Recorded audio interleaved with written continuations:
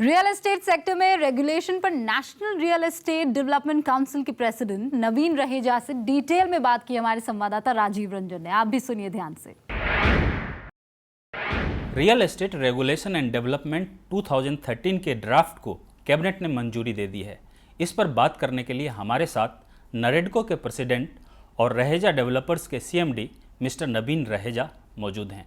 आइए उनसे जानते हैं कि रियल एस्टेट रेगुलेशन का आम लोगों को क्या फ़ायदा मिलेगा। देखिए, रेगुलेशन का जो मेन इंटेंट और पर्पस है वो तो इसलिए है और उसलिए होना चाहिए कि जो लोग ठगी करते हैं और जो लोग लोगों की पूरी ज़िंदगी की कमाई को मिसरिप्रेजेंट करके या झूठ बोल के या फ्रॉड करके उनका पैसा अपने कब्ज़े में ले लेते हैं, घर का सपना बेच के या कोई प्लॉट का सपना बेच के, तो उनको रेगुलेट करने के लिए मेरे ख्याल से पूरा इंटेंट और पर्पस इसके पीछे ये है। जेल का प्रावधान है इस रेगुलेशन में, क्या आप इसको थोड़ा सख्त कदम नहीं मान रहे हैं?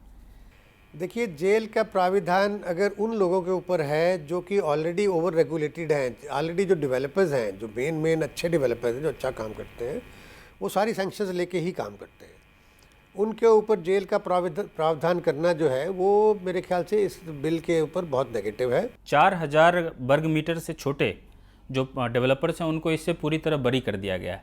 क्या उनको भी इसमें इंक्लूड करना चाहिए? बिल्कुल, हर एक को इंक्लूड करना चाहिए था। अगर देखा जाए तो जो मेन ठगी होती है वो गरीब आदमी के साथ होती है, क्योंकि गरीब आदमी की पहुंच ना तो पुलिस में होती है ना कोर्ट में होती है, और उसको जो है अनस्क्रूपलस जो लोग होते हैं, जो माफिया होते हैं, वो उनको सरकारी ज़मीन के ऊपर या झुग्गियों के जो सरकारी झुग्गी जैसे लैंड है उसके ऊपर झुग्गी देने के बहाने या एक ऐसी लैंड जो कि पास नहीं है वहाँ पे प्लॉट काट के बेचना, ये जो है ये छोटे लेवल के डेवलपर्स काम करते हैं, इस तरीके का जो माफिया होता है।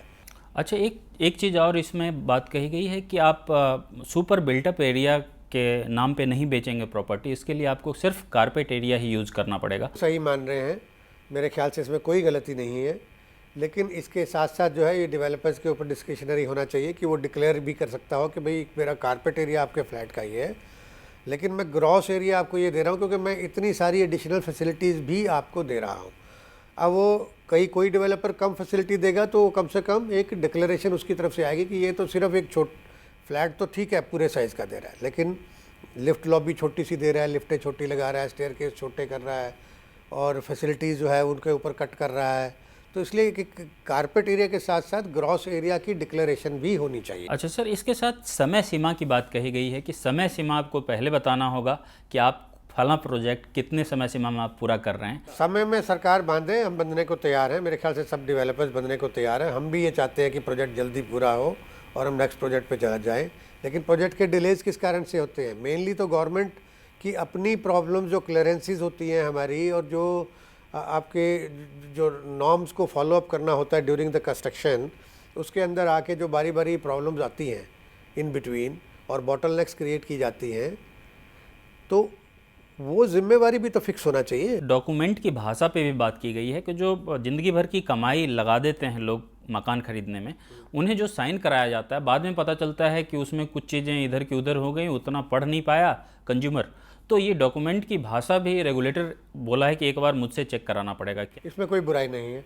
मेरे ख्याल से डॉक्यूमेंट की भाषा बायलैटरल हो, पहले से ही क्लैरिटी हो और गवर्नमेंट उसको अप्रूव करे एक स्टैंडर्ड फॉर्मेट को, तो उससे झगड़े होने का फ्यूचर में या कोई रेगुलेटर के पास कंप्लेंट्स होने का या और किसी फॉर्म के ऊपर डिस्प्यूट होने का चांस कम हो जाता है। कोई भी प्रोजेक्ट है उसके लिए आप एक अलग से बैंक अकाउंट खुलवाएं और वहाँ सारा पैसा रखें, कम से कम 70% जो आप लोगों से ले रहे हैं पैसे वो वहाँ होना चाहिए। अब तक ये देखा जाता था कि वो सिफोनिंग हो जाती थी, किसी डेवलपर ने कहीं से पैसा उठाया किसी प्रोजेक्ट के लिए, पता चला उस पैसे से कहीं और ज़मीन खरीद लिया और वो डिले होते गया, 5 साल 7 साल पीछे चला जाता था। कई जगह पे ज़मीन जो है वो ऑलरेडी ज़मीन ही 70-80 बल्कि 90% तो ज़मीन की कॉस्ट में ही आ जाता है, कंस्ट्रक्शन में सिर्फ 10% है, तो उस 10% के लिए आप 70% को क्यों ब्लॉक करेंगे? अगर ऐसे ब्लॉक करेंगे तो फिर तो कोई इंडिया में कंस्ट्रक्शन हो ही नहीं पाएगा उसके बाद, क्योंकि वो पैसे को निकाले बिना उस पैसे को ब्लॉक करने की ज़रूरत क्या है जिससे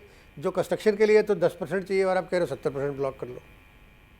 तो उससे तो आप इकोनॉमी को स्टॉप कर रहे हैं ना, ग्रोथ को स्टॉप कर रहे हैं। रेगुलेटर बनने के बाद भी आम लोगों को फिलहाल कीमतों से राहत नहीं मिलेगी। कीमतों से राहत नहीं मिलेगी, लेकिन अगर रेगुलेटर के अंदर गवर्नमेंट ढंग से काम करे, अगर रेगुलेटर ढंग से काम करे और उसको कंट्रोल में रखे, तो ठगी में रोक लगाई जा सकती है।